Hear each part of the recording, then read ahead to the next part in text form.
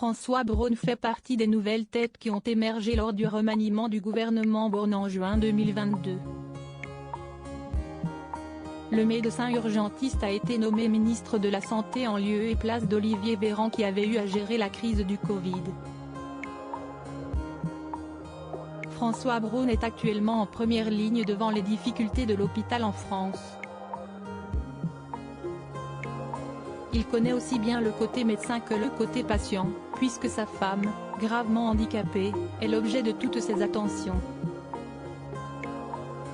Il a lui-même aménagé l'appartement de fonction du ministère, il a fait équiper la salle de bain pour qu'elle soit accessible à son fauteuil roulant, raconte Paris Match, dans son édition du 26 janvier. Marielle est paraplégique depuis qu'elle est tombée d'une échelle en 2011. Comme le relate l'hebdomadaire, si François Braun n'a pas emmené beaucoup d'affaires au ministère, il aura au moins laissé une trace en entreprenant ces travaux indispensables. Sans elle, je ne suis rien, répète-t-il à qui veut l'entendre. Il aurait été impensable pour ce travailleur acharné de ne pas vivre au quotidien avec celle qu'il a rencontrée en 1987, et qui le conseille en permanence.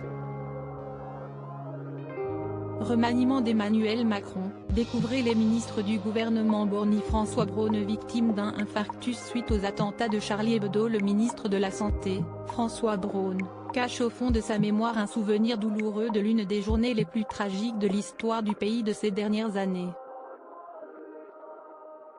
Médecin et collègue de l'urgentiste Patrick Pelloux, il est avec lui lorsque ce dernier se rend dans les locaux de Charlie Hebdo le 7 janvier 2015, quelques minutes après le terrible attentat.